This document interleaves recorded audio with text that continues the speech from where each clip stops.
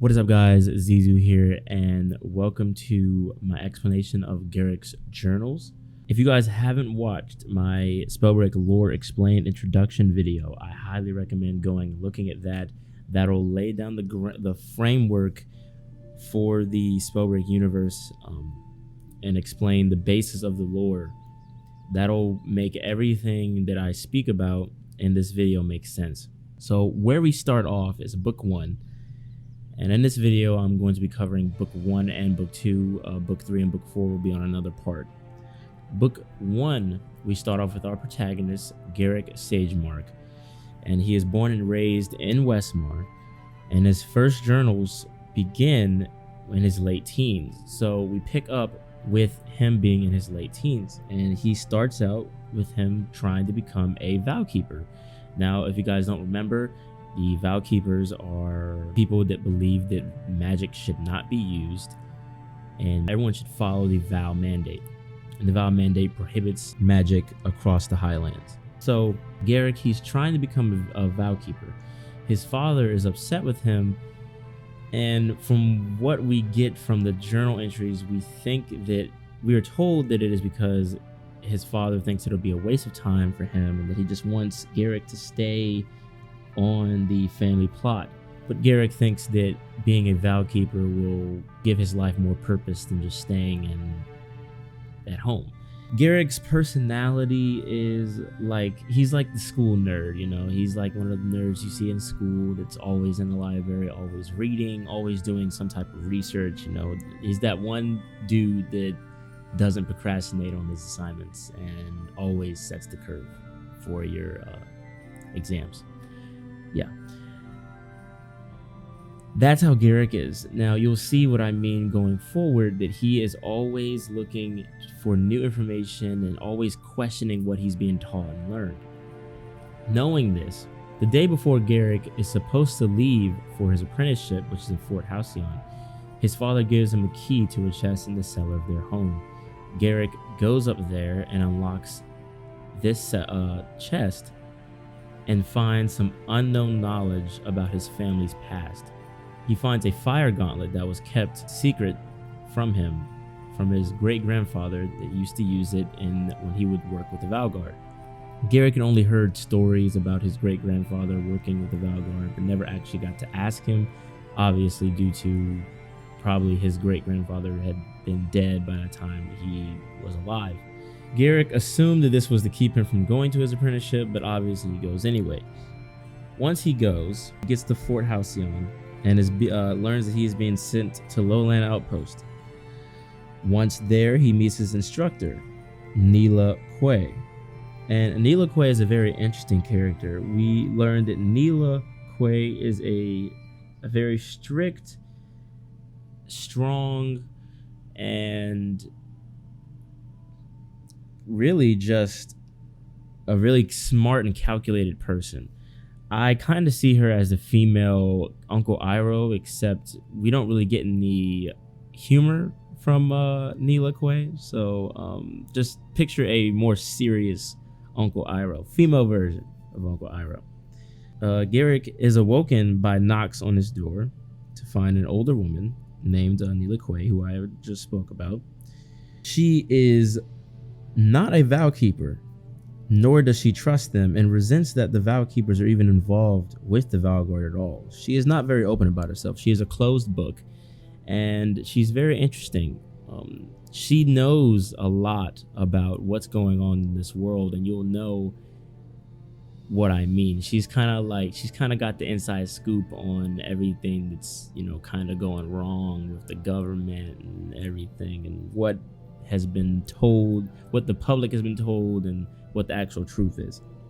Garrick wonders about Aura Fernfall, the person who created the Valguard and the Vow Mandate, and there isn't much to discover about why the Vow Mandate was enacted in the first place. Let's dive deeper into the Vow Mandate. For some context, the Vow Mandate was made in an attempt to suppress the usage of magic. Now, Garrick receives a book on his nightstand one day during his apprenticeship from Nila, and it's detailing a Stormguard unit prior to the Vow Mandate. This story that is explained in this book is a power struggle between two powers that be. Highlands were being threatened by an unknown force that we really don't have the answer to. We don't know who was controlling this force, but it was basically in the Lost Wars, is what they call it. And the Lost Wars is what is believed to been when Aura Fernfall, who was the leader of the Stormguard, started instilling within these people that magic is bad and that we need to find a way to be able to control the magic and prohibit people from using it. And this is what is believed to be the establishment of the Vow Guard, the Vow Mandate, and the Vow Keepers. Garrick comes to the understanding that there actually isn't an original document of the Vow Mandate. All of the accounts are secondhand, and even some of the lines are blurred when it comes to the use of magic. And I think this is kind of hinting at relation to society as a whole today. We all have a freedom of expression, and I feel like what the, I guess, metaphor of this Vow Mandate is that we have rules, and there's reason for those rules, and it keeps society and the public safety level at a baseline level. It prevents a lot of things from happening, and I feel like this is a metaphor that we are being censored, or like in a sense of like what's going on nowadays is there's a lot of public unrest right now, if Black Lives Matter, all this stuff going on.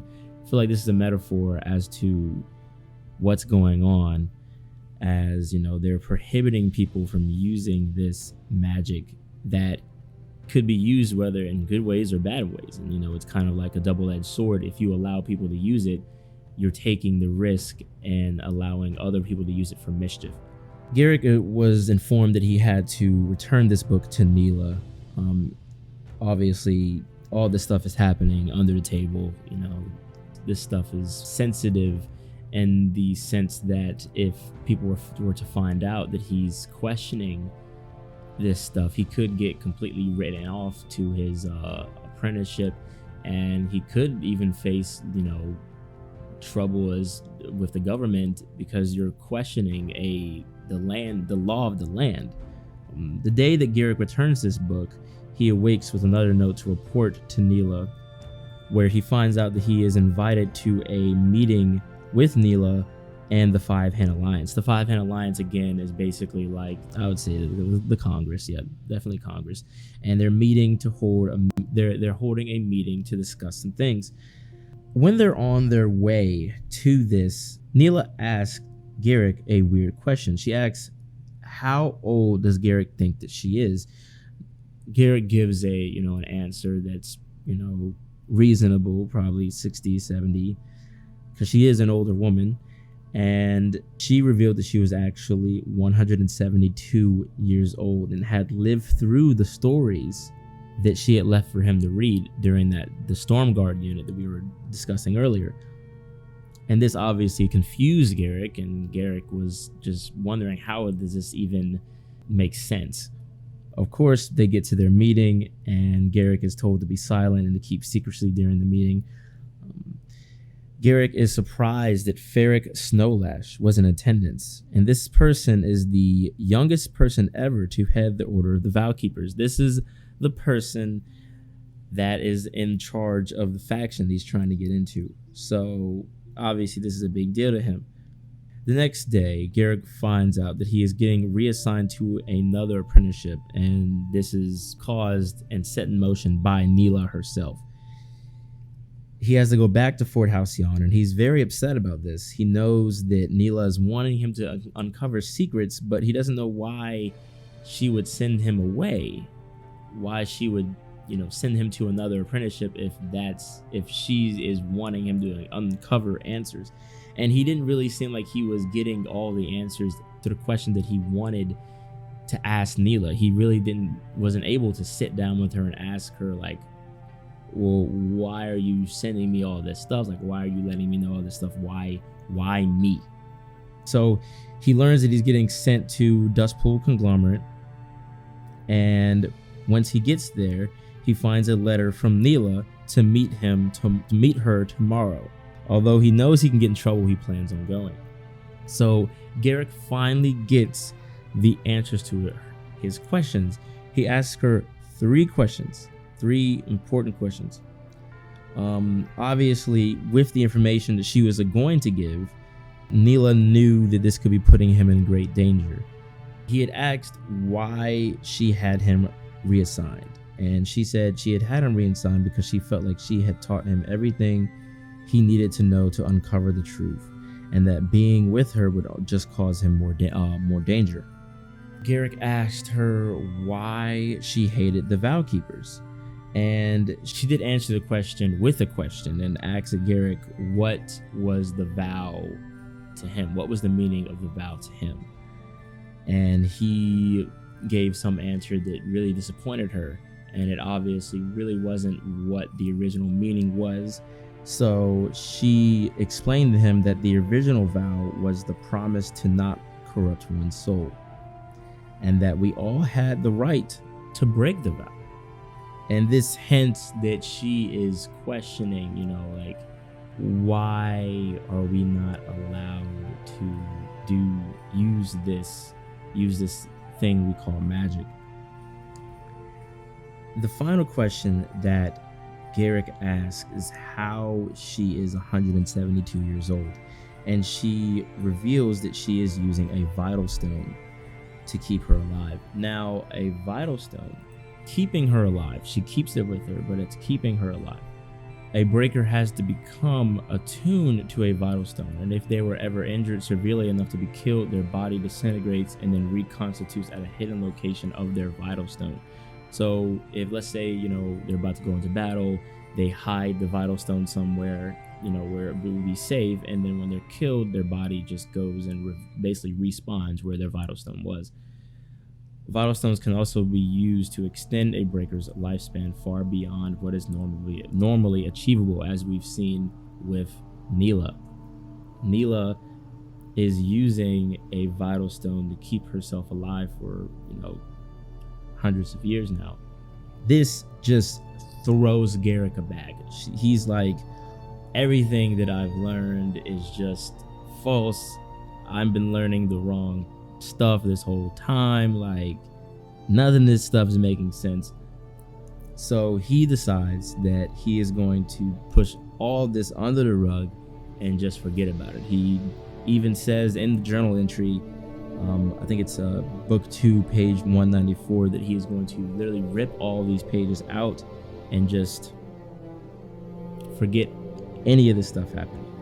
So while he is moving on, he's going about his studies in the Dustpool Hole, and what we learn is he is studying with a woman named Hope, who he's developed a little liking for, but he's focusing on discovering old relics and hidden vaults found in the city. This isn't part of, we don't know this reading the book, the journals, but we do know that the Bogmore Collective was spying on him while he was doing these, while he was investigating these ancient texts for hints about the past.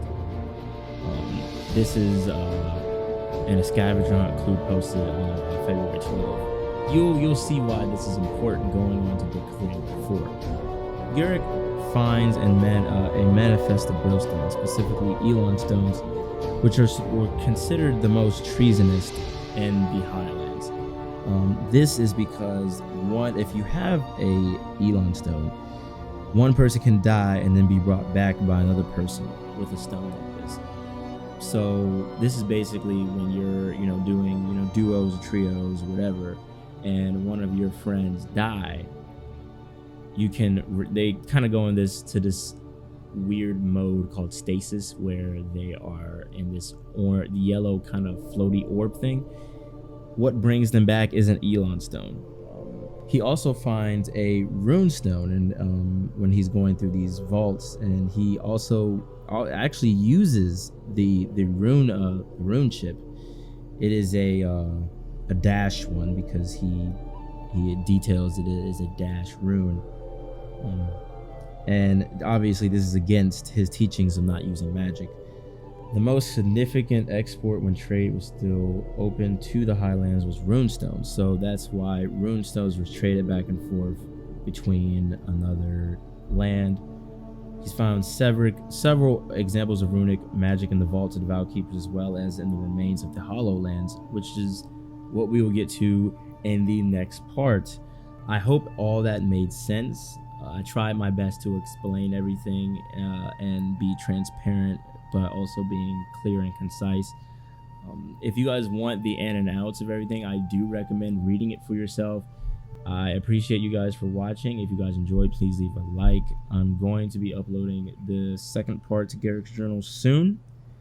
And leave a comment. There's a lot of lore questions going on, and I'll give a couple of my theories as to what's going on. And we don't really have a full understanding of what's going on, because book 3 and 4 kind of doesn't really wrap things up. So we're still learning about what's going on, and we still have questions of what could be happening and all this stuff and whatever. So leave your comments below. I want to have a good conversation with you guys about your theories and what's going on. But anyway, guys, thank you guys so much for watching. I'll catch you guys in the next one. Peace.